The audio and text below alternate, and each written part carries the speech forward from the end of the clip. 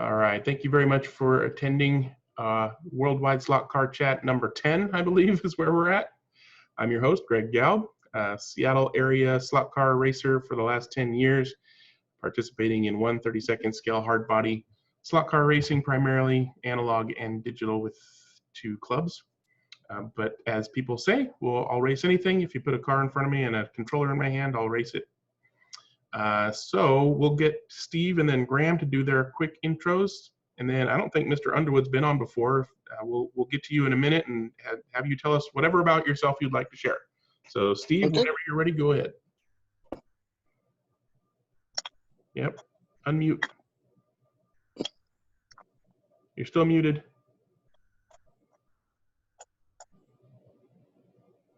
That should be it. There we go. Okay.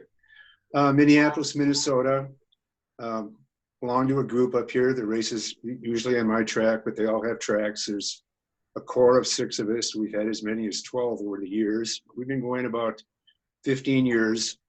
We mainly race on this track. It's a 130-foot Carrera analog. And right now, heavy into the 3D printing aspect. And I think that's sort of the basics. All right. Thank you very much for sharing. And Graham, do you want to give us a quick bio? Yeah, Graham, NASCAR 03 on the SCI form. I'm in Langley, British Columbia, Canada, so near Vancouver. Raced back in the 60s when I was a kid and building stuff. And about 10 or 12 years ago, I got into just plastic track. Plus, I've routed some of my own and stuff. So. And I just play with it as a hobby. I don't race with any groups or anything as of yet, but I'm here to learn, and I'm thinking I might get into digital in a little bit. You know. It's its own kind of thing, so definitely keep an open mind when you give that a try. Yes, it is. And Mr. Underwood, would you like to share your slot history? Yes, hello there, everyone. Over in England, UK, near Banbury. Got my first set in the mid-70s, 65, 67, something like that. It was actually a TCR set. Run that for 2 or 3 months from memory, and obviously the braids. I think it was the, rather than braids, they were more like a brass, copper, like slide on there, because they were slightly raised rails from memory. As I say, I had it for 2 or 3 months, loved it. Dad wasn't really mechanically minded, he couldn't fix it. Got shoved in the loft, shoved in the bin or whatever. Then when I was about 16, started working. Brother came home one day from work just before Christmas with literally 3 boxes of Scalextric track.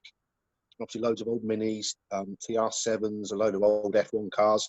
So obviously we had a bit of a play about with that. Same thing, it wore out, you know, whatever. And then when I was about 30, just sort of out and about shopping, had to get my nephew and niece some presents in the toy shop. I thought, ooh, I'll buy myself a Scalextric set. You know, I'd obviously had a couple over the years. This was probably late 90s. Advent of the forum. I was down at someone like Goodwood, Festival of Seeds, chatting to someone like, I think it was Mark Scale. Obviously all these Scalextric cars. I was like a little kid in the toy shop again. He mentioned Slot Forum.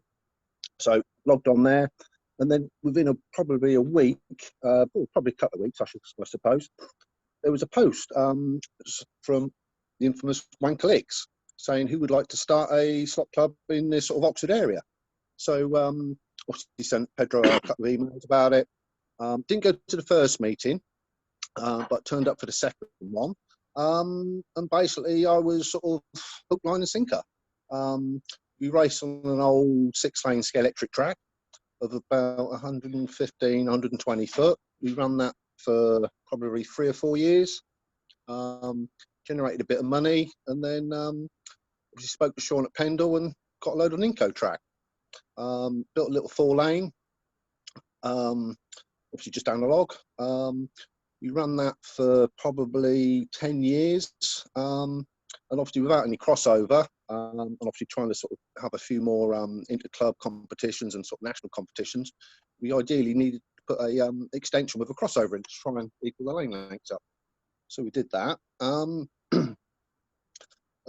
Probably about 5 or 6 years ago, I was getting a bit frustrated in the fact that, you know, I was always winning. I needed to sort of progress. So I decided to go to Wellingborough. Completely different wood track. Obviously, as you know, the setup's all completely different. It's more or less about tyres and setup than anything else. Went a couple of times. Obviously, I knew Matt and a few of the others there anyway, and so, you know, sort of most Fridays, obviously pre-COVID, I was at Rockingham, and then sort of every other week I race at Oxford.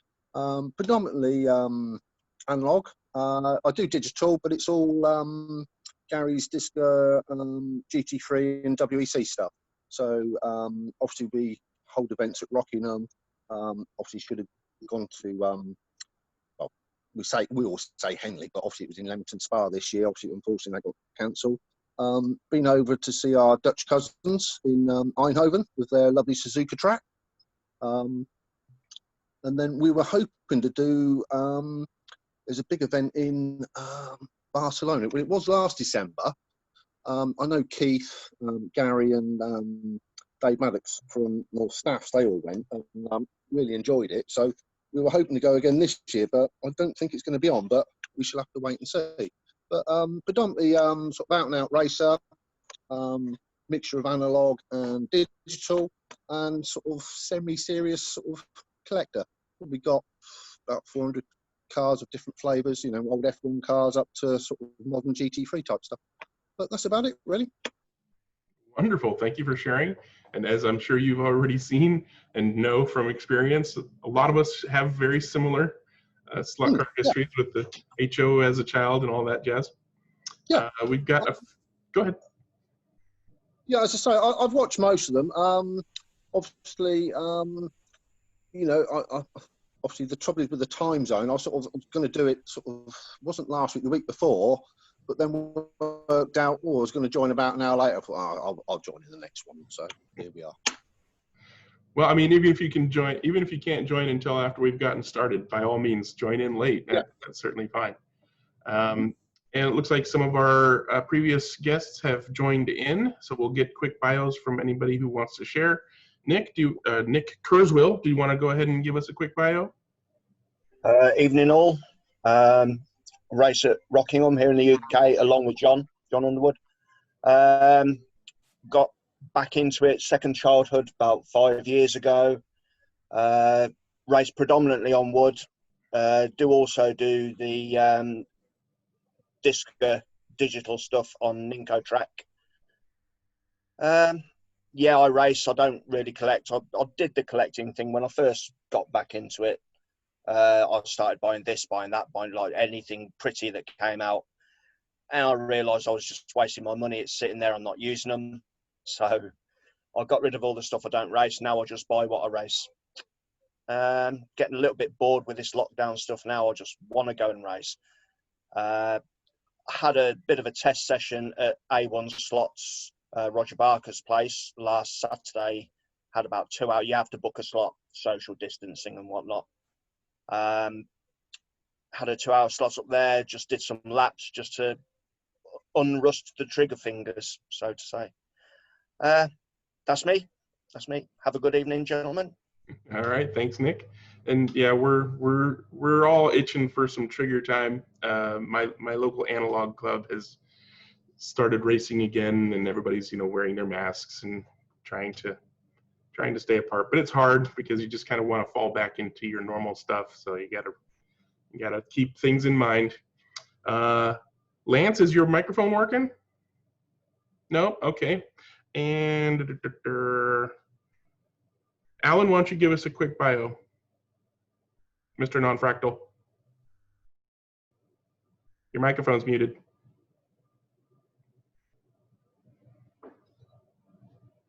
Got it. There you go. Good evening, everybody. I'm Alan, and I race analog and digital. So I race digital with John and with Nick. Does some Rockingham events. Teams have been the Kessel Run team and the Gas Monkeys team, Graham Eldridge, Mark Long, and that has been a growing and learning experience. I'm not a collector. I brutalize anything and everything I own. I buy it new. I buy the special edition collector's versions if I can. and I brutalize them. That's what I do. I race, I don't collect. So there isn't a single car that's unmodified one way or another. Something gets done to it. That's what I do. That's what I enjoy. And just as Nik said, I am absolutely losing my mind not racing at the moment. I'm losing track of the days. I'm just going crazy. I need to get back racing. That's me. Yeah, no shelf queens, woot. And Mr. Stamenov, I don't think we've had you on before. You want to give us a slot car history, whatever you'd like to share? Yeah. Hi, guys. Actually, I was in the second meeting. It was second one, but just to reintroduce myself, I'm not so much of a racer as much of a builder. Started in the very early 80s as a kid, and I was hooked straight away. And obviously the hobby went away for a few years as a teenager, and then my university years, but then came back to it with the family. And yeah, as I said, my main interests are in building. I'm actually totally analog at the moment, no digital tracks. Few MDF tracks, one plastic track, as I said, all analog. Ironically, I'm now thinking about the next stage, jump over digital and go straight to, as I said in my suggestion in the earlier thread, to brushless. But obviously that's a very controversial subject, so I'm not going to pick it up now. But yeah, I like experimenting, and engineering is my subject, not so much racing. Yeah. There we go. Thanks for sharing, and thank you for coming back again. Hopefully we see you more. So is there anybody without video that would like to do a quick introduction? Ray, I see you there. You're welcome to give us a quick audio only intro. Hi, Ray Carthy here. Yeah. I'm in North Florida. Like everybody else, a lot of people got into slot cars as a kid with HO, and about 11 years ago, with one thing, second scale electric drill.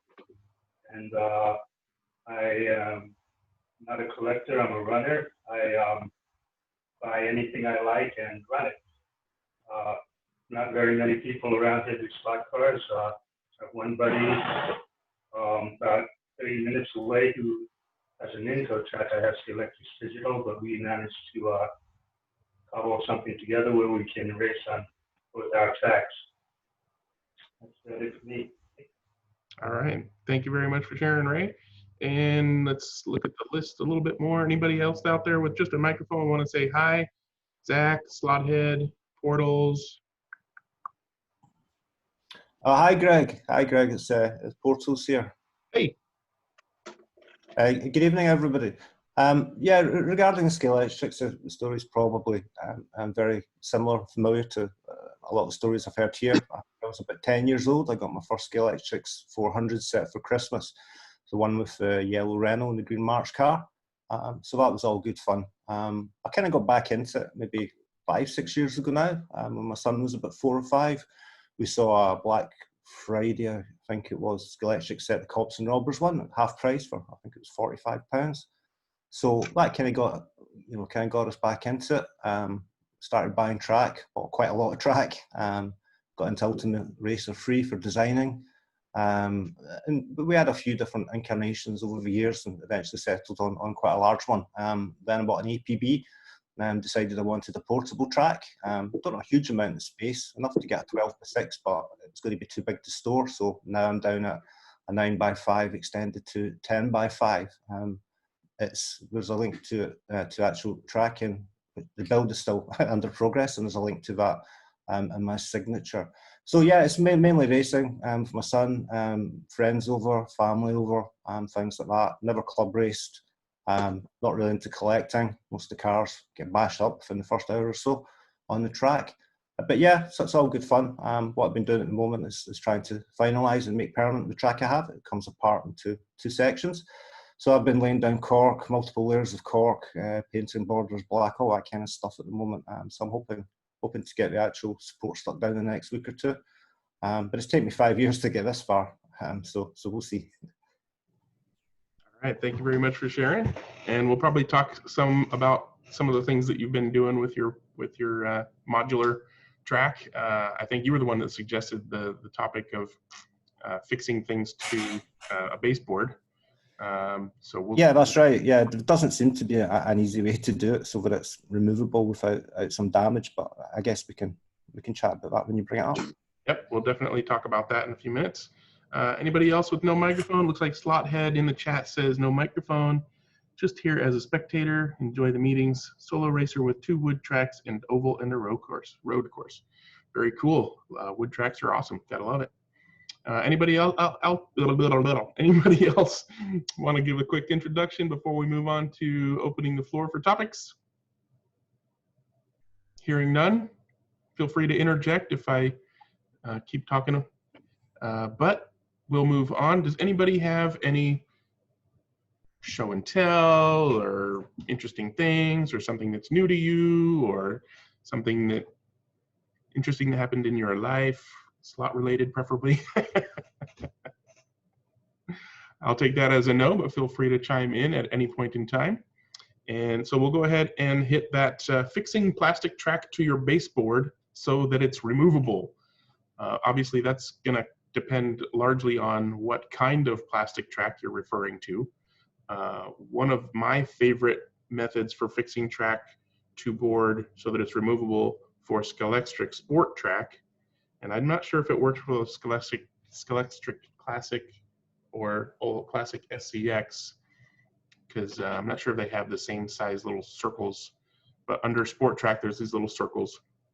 And this guy a few years ago designed this really clever thing where he milled little aluminum buttons, and they look just like, you know, shirt buttons, except with a hole in the center, slightly oversized, so that you screw that button to your wood, and then the little circle that's on the bottom of your sport track presses over that. And because of the shape of the inside of that circle, when you press it on, it's like it gets tighter in that circle. So when you press it on, it holds on pretty good, but you just got to gently pry it up and it comes right off.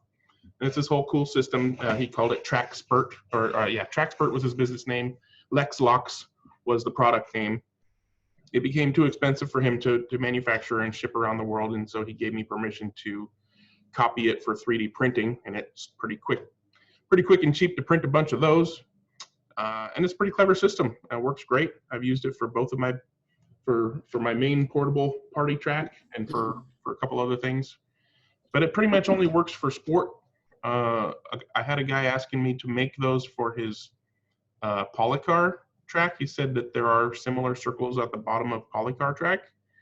I don't have any Policar track, but we came up with an idea. Once I get a piece of Policar track to do some testing on, because Policar isn't as flexible as sport, and one of the ways that the Lex Locks works with sport is because the button is like just a hair oversized. So when you press it on, the softer material of sport track is able to just gently expand enough to hold on.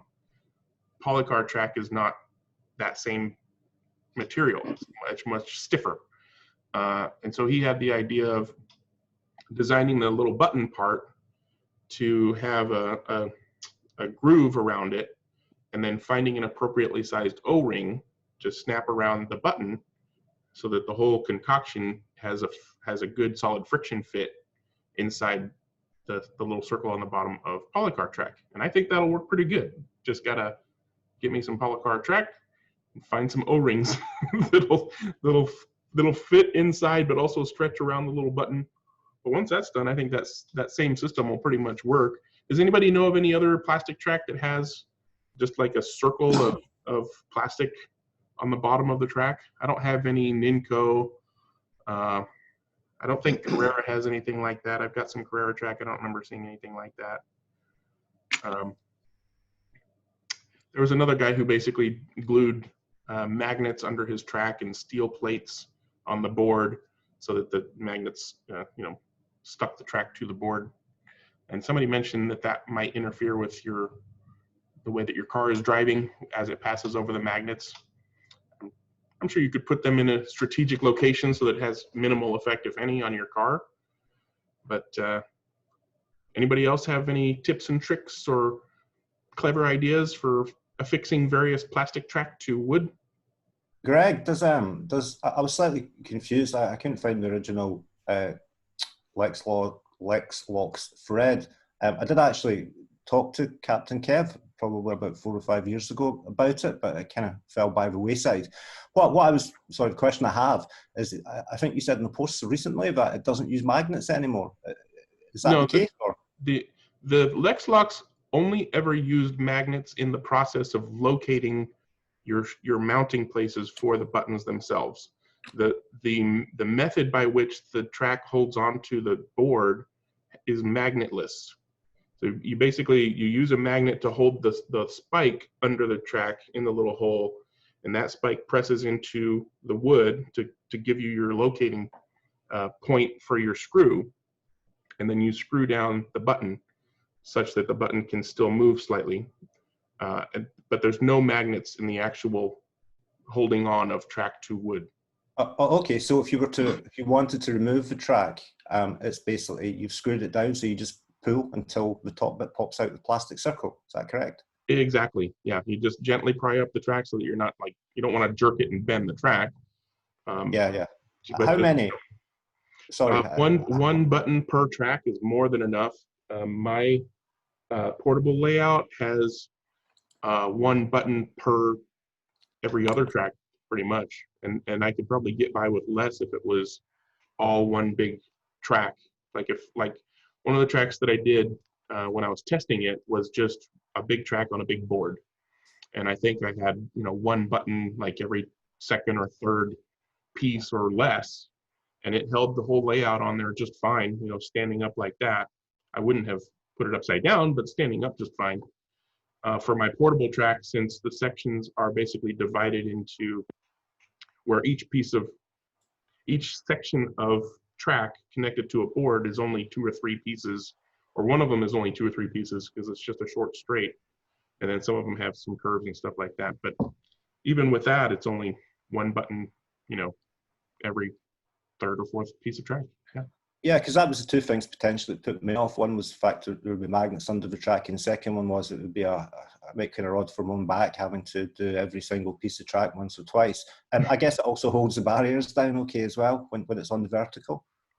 I don't have barriers connected to the track on either of mine, but as long as the barriers are secured to the track being well secured to the board, the barriers shouldn't be a problem. Okay, that's interesting. I'll have to revisit that. What I came up with in the end, I looked at all the panel pins and what have you.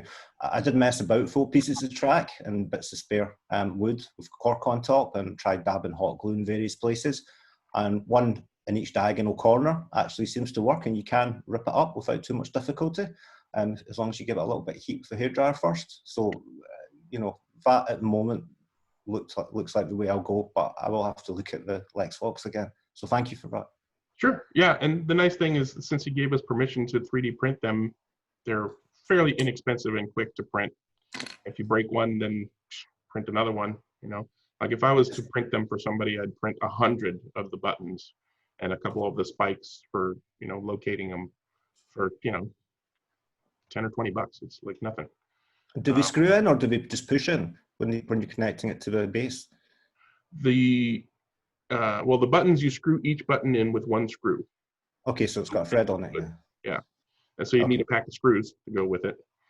I think the main advantage to the Lexlocks idea is, as long as you account for the current ambient temperature that you're assembling your track in, it can accommodate the expansion and contraction from temperature fluctuation.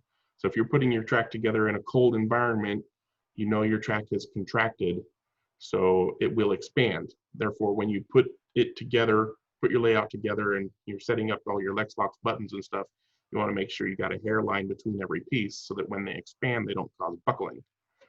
And vice versa, if you're putting it together in a hot environment, then your track has expanded a little bit, so you pretty much want to keep them together with no gap.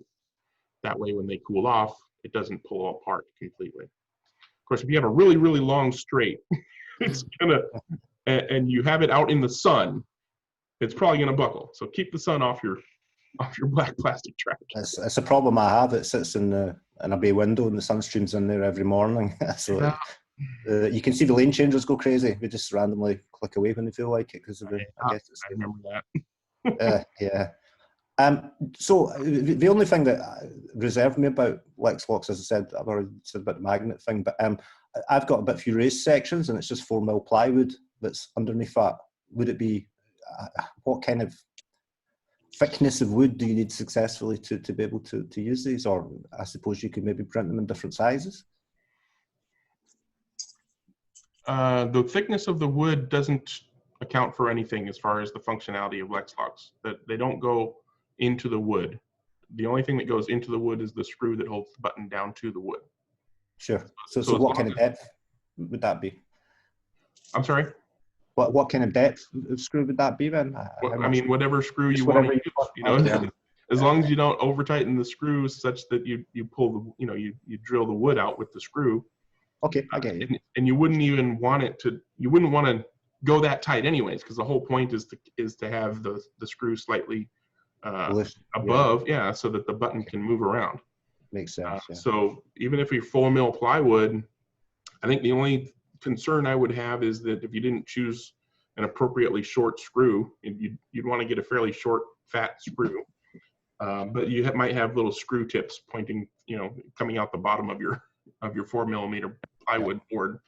So don't want little hands or critters running under there and might get scratched up or something. Yes. Okay, but great. Thank you for that. Sure. Anybody else have any questions or tips or tricks on various track affixing ideas? What we did at Oxford, obviously when we built ours, and obviously when we did the extension 3 or 4 years ago, and probably the same that they've done at Nascot Wood with their demountable Ninko track. We're both in the same position where we have to obviously put it on boards, and every time we want to race, it's normally the same few faces that put it up, and it's the same few faces that put it down again. But what we did at Oxford was just a piece of Ninko track. Basically, the highlights it with. There's a couple of tabs on here. Just remove those with a very sharp chisel. And what we did was get some, I think it's about 6.5, 6.8 mil. At the time we were doing it, I got a joinery shop to get me some nice hardwood. So basically what you do is you chop these two lugs out. There's a piece of hardwood, it's probably about 70 mil by 20, 25 mil, then obviously 6 and a bit thick. Lay the track on the boards as you want them. Obviously you have to cut the tabs off the end because obviously it's going to be fixed face to face as such, so you don't worry about there's dowels in the track that obviously locate it all together. So with the wood in there, obviously the right way up, pilot drill it, countersink your track. So obviously you probably can't see, but an Ninko track is quite flexible, a bit like Sport and the old classic and SEX track. As I say, as long as you take your time with some nice little 12mm flat-headed screws, just screw them down. You'll see when this track starts to bow, obviously that's the idea of countersinking it. So you can just lock it in place. We have also, in a few of the bits of tracks, obviously it's one track and obviously we just race it until we decide to change it, which, well, it's going to be a long time yet, I should think, hopefully. Is obviously put panel pins in. What we've done is actually gone straight through the slot, and I don't know if you can see, there's probably about a 2 or 3 mil bit of plastic, obviously where the guide would sit.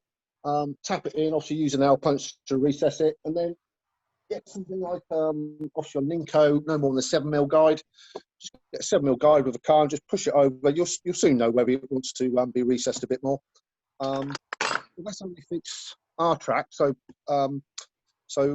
at either end of the boards, it's just a couple of screws, hold it all together. Other than that, the track tends to be loose laid. It's obviously when we start having problems with it bowing, etc., it just doesn't bow that much. You know, we've had a few issues, but just a few little panel pins holds it in place. Regarding the barriers, most of the corners have proper Ninko barriers, and as you probably all know, the grip on the white stuff isn't as good as the black stuff, but there you go. That's a little tip for you all. We did the same. We built up some cork, so just got some floor tiles. Had to double them up, just some, the floor tile adhesive that you get. but we made the mistake that you were on about, Greg. We did our track initially in the, I think it was sort of coming towards the end of our winter. I think we started January, February time. Obviously, it took us till sort of April, May. And when we were putting the cork on, we got it too close to the track. So we found, as you said, you know, in hot conditions, the track expands a little bit, and you were starting to get the track bone a little bit. Easily resolved, very sharp Stanley knife, and obviously just gently just trim a bit of the cork away, and then just in a flat bladed screwdriver to put it all out. But as I say, if you want to fix it to a board, you know, lay up different tracks, try them all, because they're all going to race different. And it's, you know, what looks like a good track may not race very well. It's always, as most people will know, it's all about the flow of the track. So some tracks, that looks awful, but when you turn up and rate it flows really well. And it's quite surprising. Some of the tracks that look really nice don't actually race very well. Yet some of the tracks we race on that don't look all that nice are brilliant to race on. So decide on what layout you want, and then I would just go full on and just screw the lot to the ground, or obviously that's using Ninko. Obviously these clips are about with the sport track, and wherever it was at posted one, it's very similar with the Policar track. Policar tracks, I've raced on it a couple of times at Gaylingden, and it's very brittle. Well, say brittle, it's very rigid. So as I say, the only downside I saw with the Policar track was disassembling it, pulling the little clips out that hold two pieces together, etc. So it's not, you know, it's a great system, Maurizio, but it's not user friendly, and putting it together and pulling it apart. Well, I don't think it is, especially if you use those silly little clips that sort of lock the straights together and obviously the corners from pulling out. That's the only downside I saw of it. But as I say, possibly the clips for portals is the way to go, obviously, if he's using a sport track. But with Ninko, that's how we did it. So I'm fairly sure that's what Mark Abbott and whoever it was came around to build Nascot as well, I should think. And those are fairly common things I've heard before, as far as relatively permanent or semi-permanent, you know, sticking the track down. When you have to change that layout, is it difficult to? I mean, obviously the screws, you just unscrew them, but when you've got panel pins, how difficult is it to remove those pieces? Well, it's quite easy at Oxford in the fact that the panel pins are actually, I think we use 9mm MDF for the, so it's 3x2, 2x2 and 3x2 frames with 9mm MDF on. There's a couple of mil of track, and where I put the panel pins for it, you soon know where they are, Greg, because you put your hand underneath and rub it, and you obviously with the point of the panel pin, you'll cut your hand, so you'll soon find it. So just a couple of taps with that, put a little small pair of heavy duty needle nose pliers, and just pull the thing straight out. So, you know, where's a will is a way. Sometimes brute force is, you know, required. So you're basically knocking the pins back up and then pulling them out. And then I say a decent small set of needle pin pliers, it should just pull straight out. You know, just, you know, if you just use a standard panel pin, it seems to hold it in place. Sometimes they, same with expansion, contraction, sometimes it will come up, but it'll only come up, it'll obviously raise up, you know, fractionally at a time. So you'll soon know because, well, I will, some of the others don't. You go around and think, oh, the panel pins, oh, does it? I said, yeah, it's clicking. Yeah, I thought I heard my car clicking. We'll say something, you know. Or your car's going like this down the street.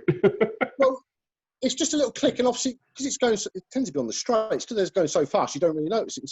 I said, well, I've put my car, and I've noticed straight away, I know what it is. We can stop a minute. I'll go and get a little screwdriver, a little panel pin hammer, and just tap it down. I said, yeah, right, crack on, start the lights, let's go. It's a simple fix.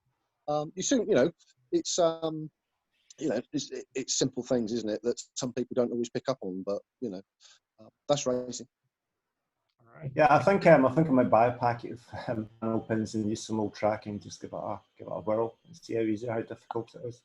Give it a try. As I say, yeah. Also, I would certainly, you know, if you're going to put it on boards, you know, possibly some spaces underneath it, pilot screw it, countersink it, some little sort of, you know, 12mm wood screws just to screw it in. And as I say, as you're getting closer to the track with a screw head, just take your time, you know, have it at eyesight, and, you know, just gently turn your screwdriver until you get, obviously you have it nice and flush, so you're not going to have an issue with the tires bumping over it. And you'll soon know when it's just starting to pull the track in. But there's a couple of ways there to do it, Portals. You know, it's a question of get some bits and see what suits you best. You know. Yeah, it's 12 mil India that I have as a baseboard. The issue I have is the table I use is something called a centipede, and it folds up incredibly small, and it comes in a hold all. But when you throw it out, it expands to hold a 12:6 cable. The problem is the way that works is that there's no space underneath the track, so I can't have anything protruding down through the MDF, which again, you know, made the life more difficult when it comes to putting in wiring and electrics and Arduinos and what have you. So if I could get short enough panel pins that wouldn't come out the bottom, yeah, I'm going to give it a go. I've got plenty of cuts and bits of rubbish track. So yeah, thank you. Yeah, I think that 4 mil MDF or ply or whatever it is, 4 mil is pretty thin. You're talking about millimeters, right? Four yeah, the main baseboard's 12 millimeter MDF. The raised track, the track is on a different level. That's supported with 4 mil MDF. So the majority of the track will go into 12 MDF, but the raised areas obviously would just need to go into the 4 mil ply. The idea was just to keep it as light as possible. I can lift these boards myself just about. So, you know, I didn't want to put more wood on where I didn't need to. Yeah, so those will be the challenging parts, is where the track is on thin boards. Yeah. You need to hold it on there. Well, hopefully you figure out something that works. Does anybody else have any input or want to get clarification on anything on the track affixing question? I see Ray says printing buttons for the Policar track aside from, I don't know what he was going for. Hey, Greg. Yeah, go ahead, Ray. Yeah, I was having some trouble unmuting, but aside with the Policar track, aside from doing the O-rings, you might try printing a groove into the button, either a groove all the way across or a radial groove, so that it has some give as it pushes in, and you might get a friction fit. Gotcha. So make the button slightly oversized, but allow the button to compress as it goes in. Exactly. Exactly. The main problem with that, with 3D printing, is that the layer lines are the weak point. That's true, yeah. Strong. So if you have fins basically that stick up and then they get pressed inwards, then they might snap.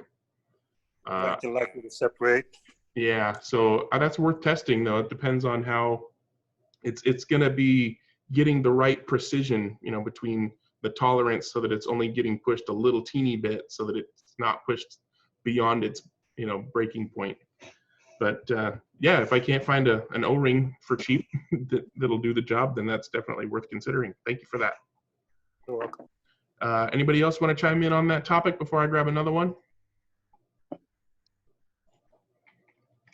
All right, I'm going to assume that's a no. I think we already covered that.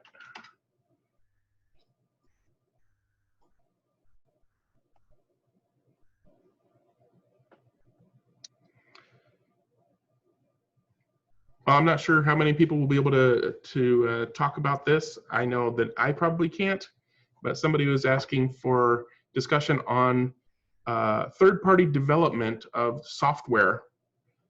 So like, say for Scholastic Digital or whatever, somebody wants to create their own application to work with the ARC Pro system to do, you know, lap counting and race management. For future third-party development of software packages and the optimal distribution channels to lower barrier of entry. I think they're referring to how can it be easier for a developer to develop their own new software for a thing. Is anybody here write code or familiar with software development in any way? Yeah, I used to work as a developer kind of many years ago. Moved into more kind of technical architect roles these days. So I'm not really that hands-on, but I don't think I fully understand the question. If he's a developer, he'll just use the environment of his choice and the language of his choice, and store his code somewhere in GitHub, and that takes care of You know, it takes care of all your code, it'll version it, etc. So, you know, at the end of the day, it should just be as easy as just clicking a few buttons to upload your latest version. If he's looking to put it on Android or the Apple Store, well, again, it's not that difficult. Apple, you jump through more hoops, obviously. But you know, it's what did he give you some indication of what the sticking point was and what the issues were?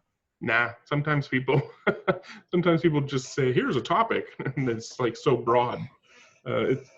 But you're right. I mean, it's like if you're wanting to develop something, then you just gotta get your feet wet. You gotta pick a language. If you don't already develop in something, just go pick a language and start learning it, and then find your development environment or whatever for whatever operating system or hardware that you're designing for, and access resources on like GitHub and other sites out there, and just do it. I think maybe he was kind of getting to the fact that some manufacturers are not very open with the information that a developer needs in order to interface with the hardware. Let's take Arc Pro for example. It took them a couple of years to get around to sharing the information with interested developers so that they could get started on doing something without having to reverse engineer things, like sniff or snoop or whatever on the wireless communications and decipher it, to figure out what's going on. Took Scalextric a couple of years to actually make that information available, and we're still kind of wishing that they would be more forthcoming with the firmware of the Arc Pro system, so that those who are experts in firmware modification can take a crack at enhancing it, or Martin, enhancing the firmware, or fixing things that we find to be a bug in there. So what's the deal with toy manufacturers wanting to keep everything so tight-lipped? My experience has been that once they start actually being forthcoming with stuff for the community, their product ends up getting better. Greg, I might be able to say a few things to that. Go for it. Hi everybody. DVD 3500, Andy. I've been given permission by Hornby to distribute the BLE protocol if anybody is interested in building at least an app. I've had about 4 requests since I took that over. I don't know how many they had before that. I mean, obviously Magic got his hands on it fairly early on when it was released, and he's been developing an app which has met with mostly positive, I would say, largely majority positive reviews and everything. I do work in the software industry. I personally don't code. I think the most complicated thing I did was Java back in 1999. I mean, I can speak to a couple of your points. I have a fairly close relationship with Hornby, so that's why they gave me permission to distribute the BLE protocol. I don't have anything. I mean, I'm not under NDA to talk about the firmware or anything like that, but I just can tell you from conversations I've had, and I was lucky to actually be in Margate last year after the Slot Fest and talk to them face to face. It's in this specific case of Hornby, it's a situation of there are so few people left at Hornby, and there's so few people who have the knowledge to handle something as complicated as Arc, specifically Arc Pro. They're just very, very slow because they don't want to make mistakes. I mean, we all know they make mistakes anyway, and no company's perfect. But it's kind of a situation of, they always have to make sort of binary decisions. If this goes pear-shaped, as they say, do we have the resources to fix it very quickly? Do we have the money? Do we have the time? And so they're just very, very careful. And I think somebody said on a previous call here, they are a toy manufacturer. They are going to stick to that strategy for the time being. They are very focused on the English language countries, the UK, the United States, and Australia, excuse me, North America. Sorry, Canadians, North America. Being from the Canadian border on the US side, I always have to remember, all the good TV came from CBC. And so, they're very focused on that. So like, for example, one of the feedbacks that I did, I to them was, you gotta do more translation. I checked the French and the German translations. For those of you who don't know, I live in Germany. Before that, I lived in France. So I was like, a couple of these things aren't right, stuff like that. So in the specific case of Hornby, it's simply a matter of they're just they're really just a small company now, and they're just sort of scared to let that stuff go.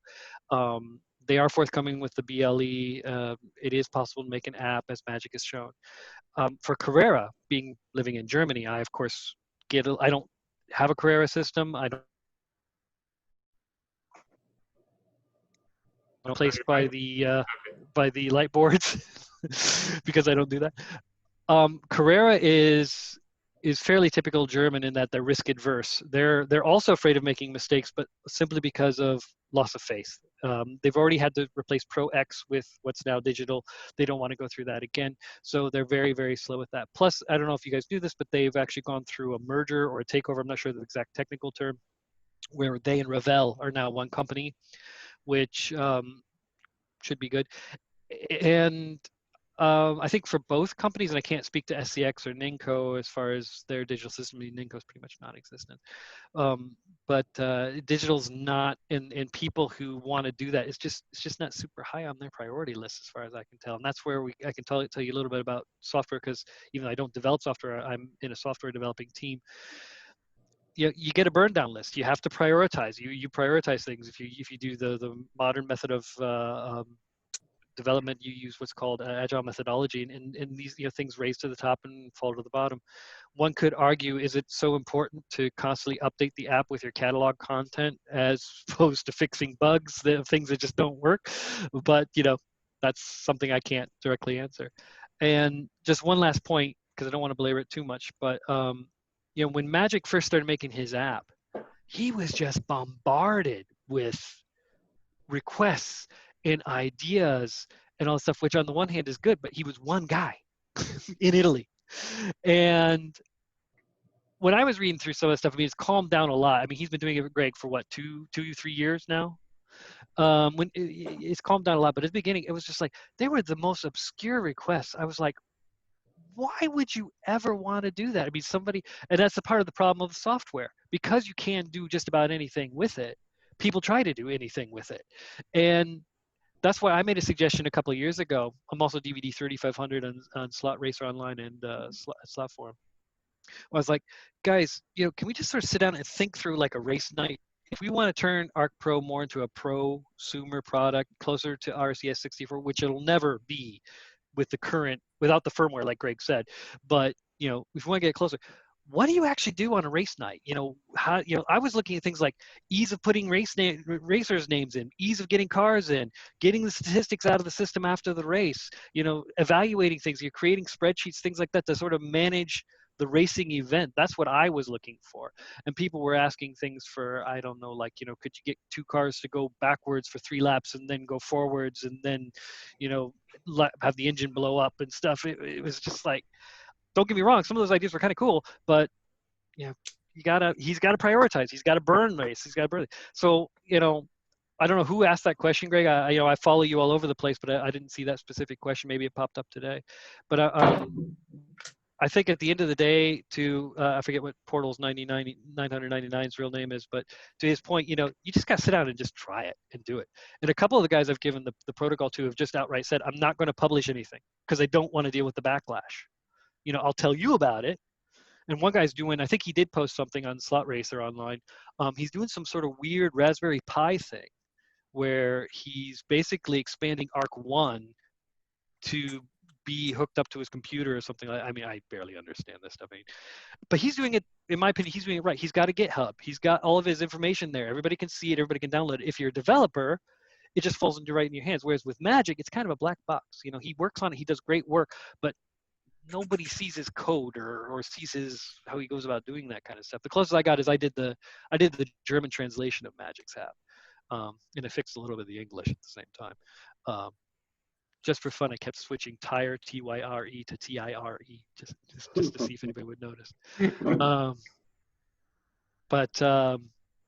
Yeah, so it's a I don't know exactly, if it just comes down to developing an app, it's really not that hard if you can already develop, but you also have to have an interest. And then you also have to get a prioritization. And there are lots of really cool online tools out there now to help prioritize these things, which most of the forums don't support. You would have to, you know, like go to some external link where people would make choices.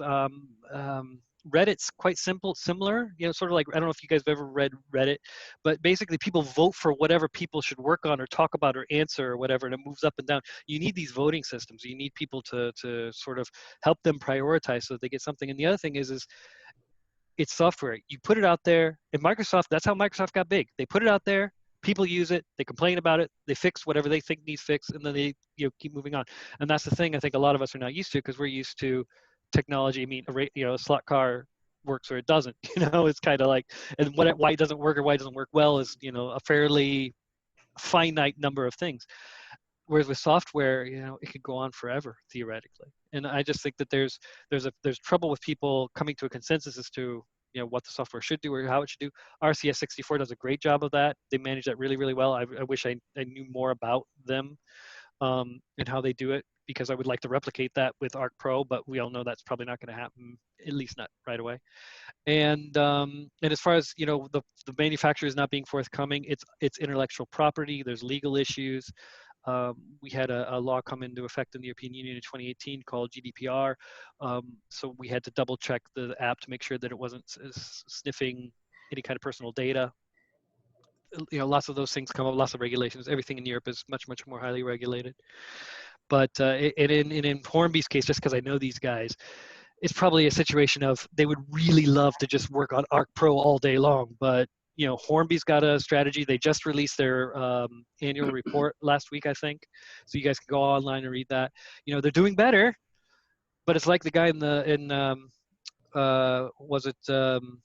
Monty Python and the Holy Grail. He's almost dead, you know, but he's feeling better. You know, it's not quite that bad. But, you know, so a lot of economic things going on, and that's part of why. So, you know, I understand when people complain about that. I mean, there was one guy, I think it was from Norway. He wrote a very, very clear letter to Hornby saying, you've got to give up the firmware. You know, there's absolutely nothing that anybody could do to this firmware that will cause any issues, problems, whatever. But when they're worrying about having to make people redundant and stuff like that, and Corona had just started to kick off, or COVID, depending where you live, yeah, that's kind of low on their list. You know, it's not that they don't forget. Believe me, I make sure they don't forget this stuff, and I make sure I feed this stuff to them all the time. But so they're aware of it, but in a lot of ways their hands are tied, and it's definitely not for lack of interest. And they do see this stuff, guys. I mean, whatever you post on any forum, whatever forum you like, you know, Slot Car Illustrated, Slot Forum, Slot Racer Online, they lurk. They see this stuff. At least Hornby does. Carrera probably less so, unless it's a German language forum. But and I don't know enough about the Connect app. Maybe Greg, you or somebody else on here knows more about it. I don't know how open that is, but I got the impression it's a very closed system. So anyway, it's very similar to ARC in that people have had to do a lot of reverse engineering. I mean, there's the Slot Bear is the guy who's, you know, super into the Carrera protocol and basically knows how it works better than Carrera people do. He basically reverses it. Any new product, he'll have a, you know, the diagram and, you know, circuit board and everything, and, you know, tell you how to modify it and stuff. Is he German? Yeah, I don't think that Carrera is passing out their firmware to anybody. It's all reverse engineered. For me, the frustration, because I'm not a software developer or firmware developer in any way, shape, or form, unless you count HTML 1.0 from the 90s. Yeah, 3.2, buddy. No way, 1.0 all the way. Anyways, I'm not the developer of any kind, but it's frustrating for me to see things like, I mean, we were spoiled rotten when the APB came out, and Rich and Rico and the group were, you know, had Hornby's ear, and they got the firmware and they modified it and improved it and fixed it, and, you know, Hornby said, you know, gave their blessing, and you know, warranty supported firmware upgrades from, you know, from consumers doing their own upgrades at home. They still supported those with the warranty after it's been done, and I heard they were even putting on the community firmware when they did a warranty. That's that's what I want to see again with the ARC system. I want them to just say, look, we know we're understaffed. We don't have the resources to do the things that people want us to do. You know, we'll you know, if you are good at this stuff and want to take a crack at it, then here, you know, and I would love to see that happen again. But you're right, you know, the new laws and the IP and just having to be so careful with everything these days, I'm sure that's a big part of it, and why that they can't just do what they did, you know, 10 years ago with the APB. You know, unfortunately, none of those people are still there that were there 10 years ago. Yeah, that too. Just a whole different group of people at this point. Yeah. So anyways.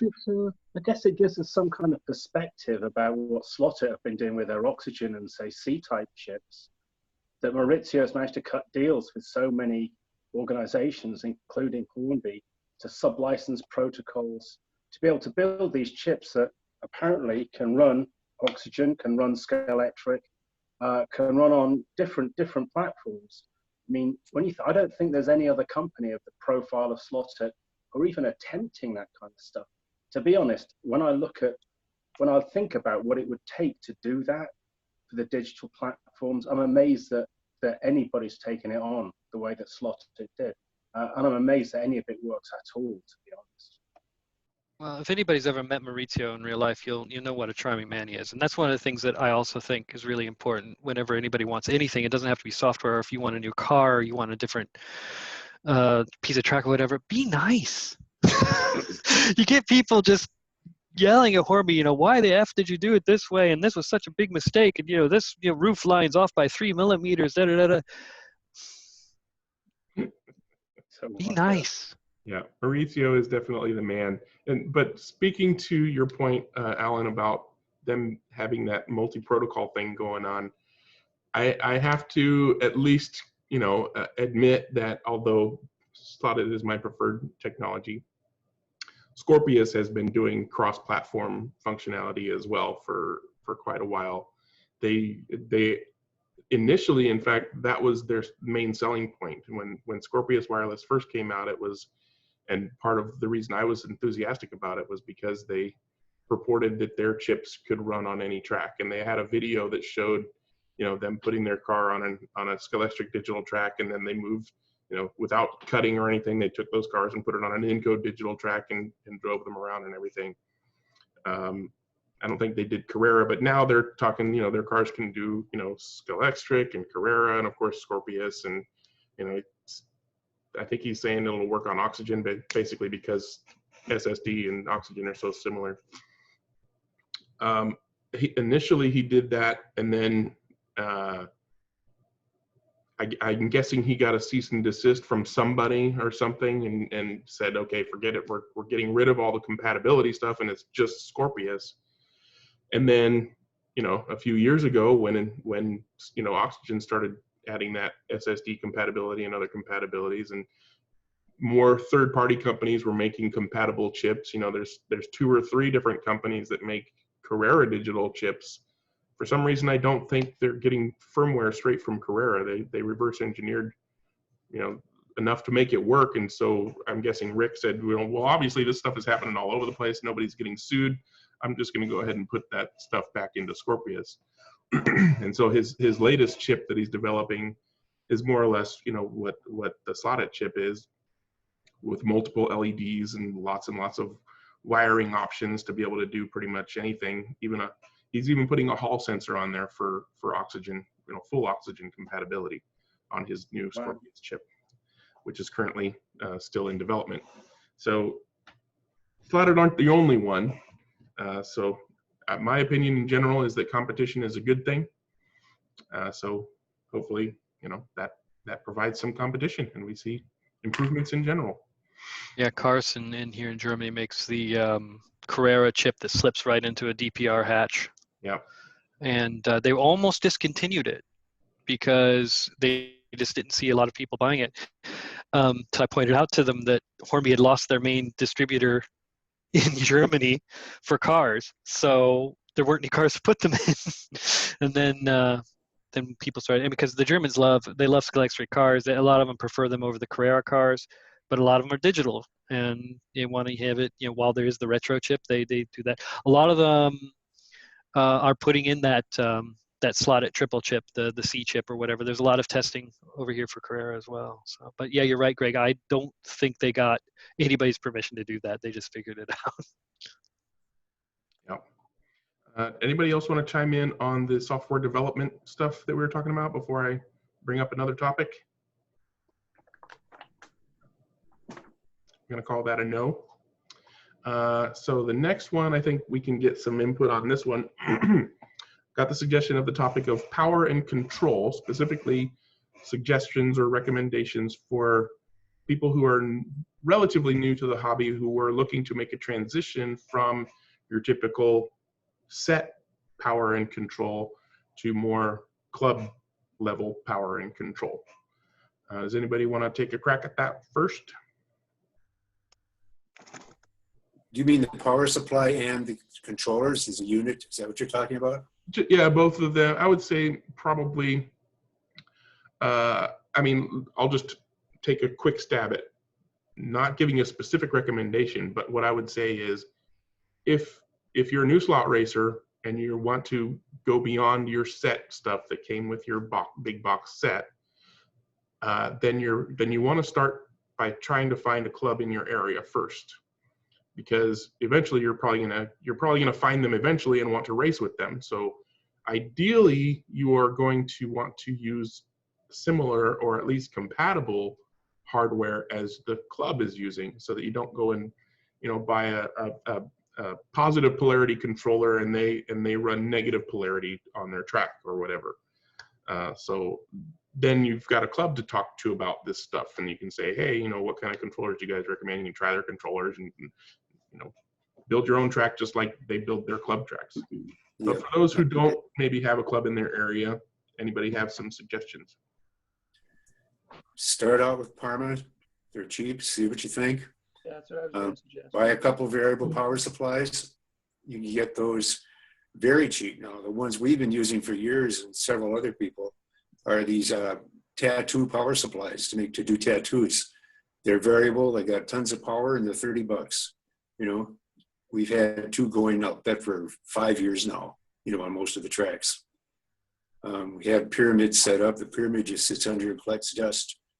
They run up to 15 or 18, I think. We run at 12, so they go down to 5, which is great when the kids come over. $30 a pop on Amazon. You can't beat it. So you start there. For $100, you got 2 controllers and 2 variable power supplies, and you can always upgrade it if you want to. And you're talking about the tattoo machine power supplies that are basically got a big dial on it to control the yeah, it's a little dial, but yeah, it digitally shows you the power you're at. Okay, so it's like a little black box with a dial and then a digital readout to show what your voltage is. Yeah, we have them on each lane because no track is even all the way around that we've ever found. There's always a quicker lane. So we've kind of set up for even all of the 12 classes we have, what to set them at, using one lane as a base for 12 or 10 volts if we're in one of those classes. And then what the other one should be so that it is exactly equal. And we have that for all 12 classes. It's different for every, slotted group C's have a whole different setting than a Fly Classics, which we run box stock almost except for tires. And that way you can even out the lanes before the night starts. $30. I was just going to say that this usually happens when someone expands their track and they realize they have so much power sort of fall off as they're racing at home. And then it's like, okay, like what's wrong? And then sure, the first thing is power supply. And then the second concept to get down is, power taps. And now I want better controllers. So I think there's a bit of an evolutionary thing. I agree, but you got to start somewhere, and you can buy controllers for $300 or you can buy Parmas for $30. The difference between $300 and $30 is not phenomenal. I'll never forget going to the Nationals with one of my friends that races here, and he's very good. And I brought my hot controller, and he brought his $30 Parma, and down we went to somewhere in Illinois. he won. These guys were showing up with, all the de factos and all of these fancy things and wires and gears and knobs. He has a $30 Parma in his hand. That taught me something right there. Yeah, it's like one-to-one racing. It's usually the nut behind the wheel that makes the difference. You got it. So for $30 I can't find those. I can't find those $30 Parmas. Pardon? I can't find the $30 Parmas. Parma don't make them anymore. In Canada, that's 60 bucks. That I don't know. I haven't bought a Parma for 5 years. $30 Parma's gone, huh? They quit 5 years ago, and there's nobody in that middle price bracket, between a slotted SCP-1 or something. Yeah, what would be the lowest price controller you could do now if a guy just wanted to change? DS system. Sensible low price controller is a DS controller. We see a lot of those used at our club, and that was pretty much the de facto controller at NASCAR would before we allowed digital racing in. Professor Motors' basic controller is what, $60 or $50? It's just pretty good. It's true, but it's not just the controllers, because the controllers come with 3-pin, and a home track is often 2-pin arranged. So then somebody needs to be able to pick up the various pieces. There's a lot of information on BSCRA, and you're able to see the plugs and how they're wired and how you wire up a 3-pin arrangement to get racing. Sure. So you need the controller, you need the 3-pin port, you need the 3-pin socket, you need the power supplies, and then you need the wherewithal to be able to wire this thing up. And different clubs wire them up different ways. And I'm not talking about the polarity. It's just the mechanism of how they wire them. Yeah, but I think we're talking a lot about the guy, or I am anyway. He has his track. He's not part of a big club. There aren't that many big clubs here in the U.S., bluntly. There's a few. Most of the tracks are personal tracks that have been lucky enough to have a few people that come every week. And if you have more than 2 or 3 people, you're really in pretty good shape in the U.S. I think that's the way the market's gone in a lot of places, quite frankly. Okay. That's all I've got. Alan, do you want to continue? Well, there is one question, and this does sort of speak to home tracks as well as to club tracks, is that one of the clubs I go to, every single track, left and right, are wired separately and have jumps between every board section. So at the end of every board section or sector, there's a 12 port plug that jumps across. And one of the other clubs I go to, it only has 6, and I asked them why, and they said, well, the negative is the same for everybody. Why would you want to jump it all? We only need to jump the positives. The negative is all wired down flat, all wired down to the same earth point. And it had never occurred to me to ask that before until I saw the spaghetti wiring that you see at some clubs. And yet I looked around at various sites and thinking, how would a home racer, with the intent on saying, I want to improve my home track, to a point where I'm using some of the club technology, the better controllers, the DS controllers, with brakes, with the 3-pin, with the jumps that make it work so that the power flows all around the track, with a power supply that I can adjust, so when the kids come around, I can knock the power down and stop them destroying the cars. There doesn't seem to be a clearly defined path set down with references to places like BSCRA to show the diagrams. And it would be a worthwhile thing, I think, for someone to take on. I might try and do that myself, I'm not sure. But that's my thinking on that. It's not that their resources aren't out there. Like you said, the BSCRA and, Slot Car Corner is one of the places that I go to because they sell, various wiring kits and things like that. And they provide the diagrams on how to do it. And, that's how I wire up controllers for the guys in my club. We use the XLR jacks and stuff like that. But even if you were to make a nice site that brought together all this information and linked out to all these resources, how do we get people to know about your site? Right? So it's like, chicken and egg kind of thing. We know of resources. So the hardest part is for the guy who just has a set to find the resources.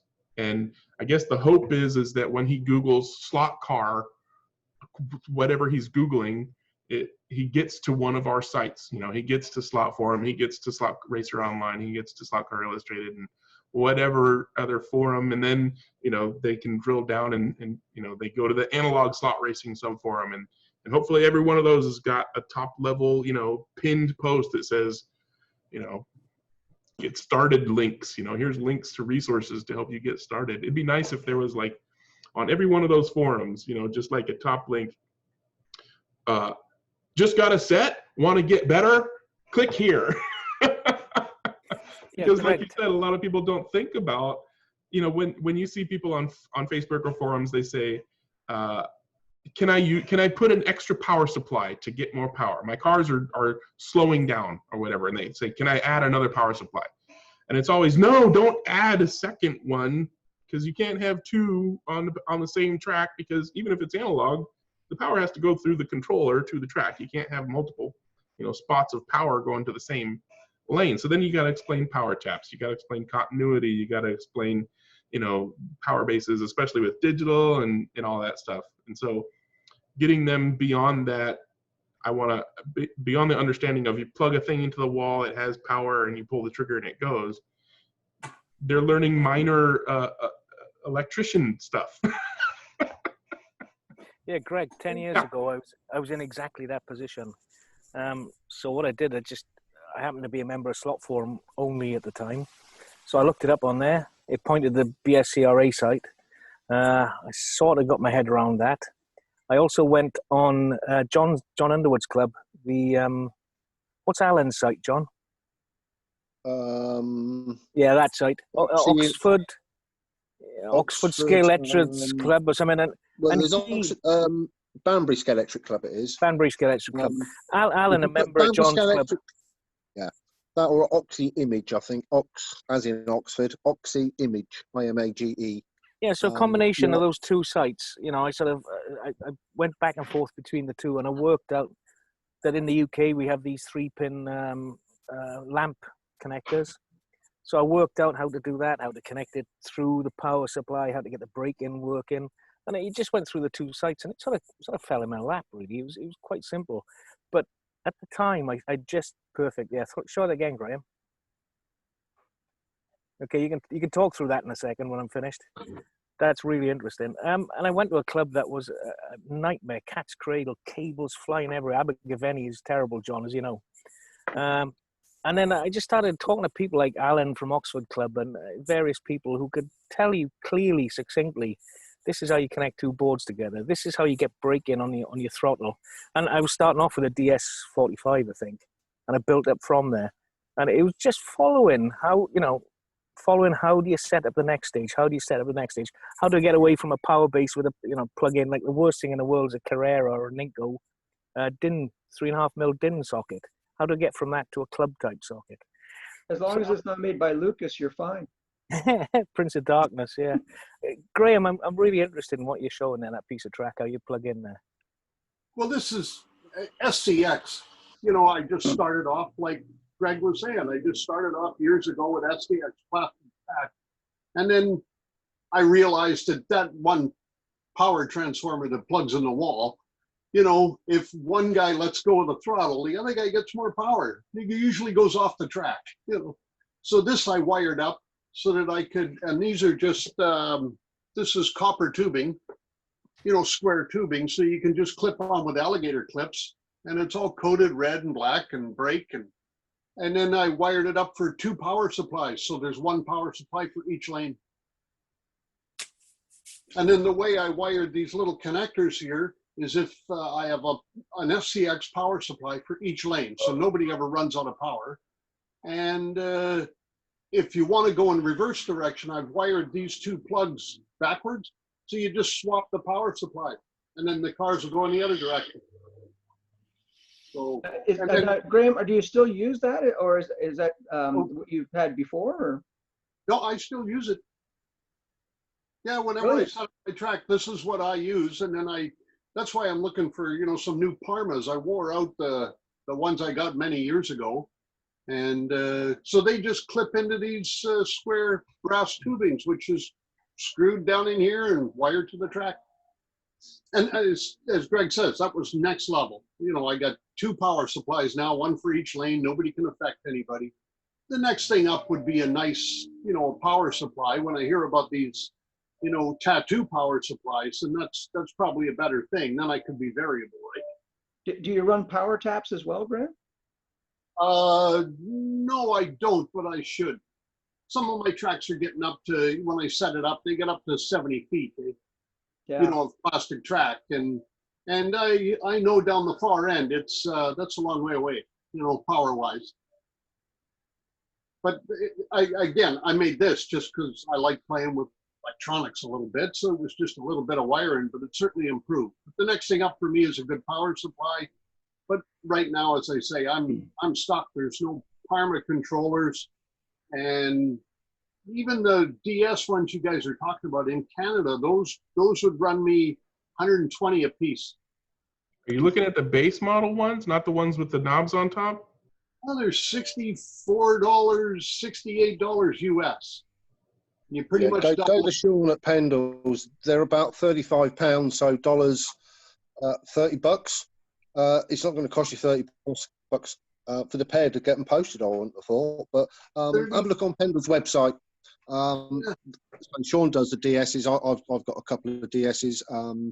Lucky enough, I've got an old Palmer Pro I've had for years. I bought it with a 45 and swapped to a 25 up 4 years. But the DS is the one to go for now. I don't think Palmer have produced them for numerous years. No. But give Pendle a try. I'm sure they'll supply over DS or 2. Yeah, you're definitely going to be way less than $100 per controller when you're, especially with the conversion rate that we have going now, currency conversion against the pound. Even the Canadian dollar is probably pretty strong against the pound.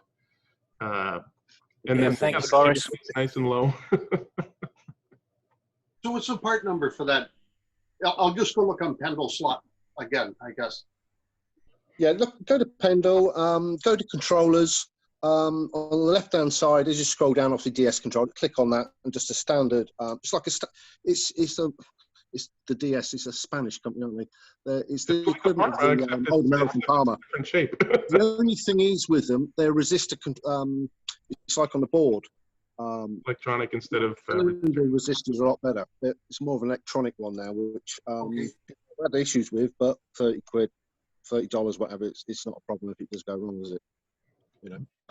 And when Graham, you were showing off that track, I was thinking to myself, that is literally what some sets should have. I was disappointed when I saw the Policar set coming with those whatever controllers, and then not even using the slotted banana plug connectors. I mean, they could have just used the same connectors so that people, when they want to get a better controller, all they got to do is buy a slotted controller and plug the dang banana plugs in there. But now they're making a separate adapter thing, and you know, they shared the wiring diagram. You know, here's where you know, the center pin and the middle pin and the outer pin is the red, black, and the yellow, and you know, 3D print the thing and make your own adapter so you can, you know, plug a stinking you know, phono plug into their controller jack. It's like, come on, you guys make and sell this stuff. Encourage club controllers by providing a club controller hookup, not making people use a stinking phono plug. I hate those. You know, you cause a short when you plug them in. I don't even know why they do that anymore. Yeah, I bypassed all that. Sorry. What was that, Martin?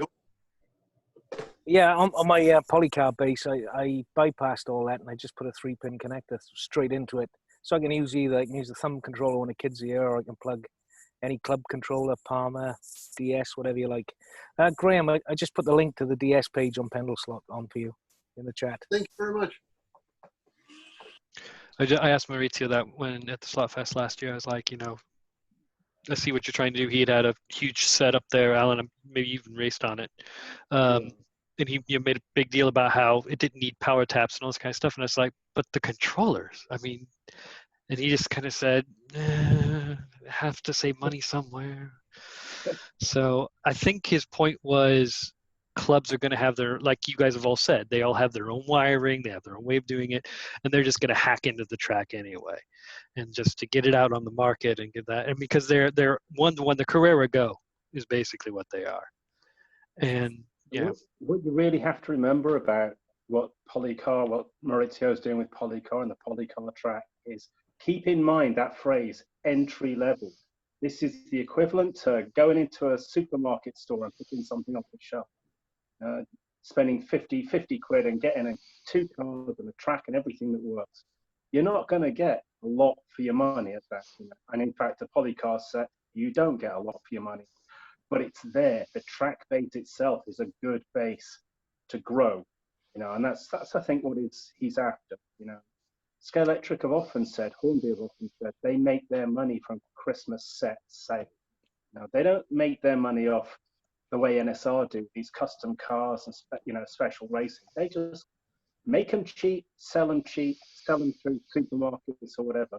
And I think Maurizio has seen that, and he wants a piece of that action, and that's why it's entry level. That's why it's aimed at that way. That's why Hornby brought back the start system. Was it last year, this year?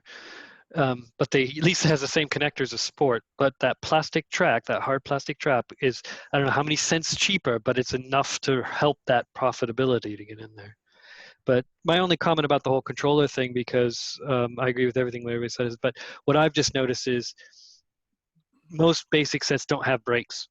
And that's the biggest thing. You got to get the brakes. And to get to just figure out some sort of a connector that would give you brakes. Because I remember I bought several Scalextric sets, and one of them had brakes, one of them didn't, and I just didn't pay any attention to it. Grabbed the power base without the brakes, put it in and all my cars were like running off the track, and I was like, what the hell's going on? And then I looked at the connector, it's like, oh, no brakes. And I think that's the biggest thing about controllers. Yeah, especially moving from your typical set controller with no brakes to, yeah. But again, I mean, bear in mind, all of these guys are trying to, appeal to a wide range. So not having brakes in an entry-level set with magnets in your car makes no bloody difference.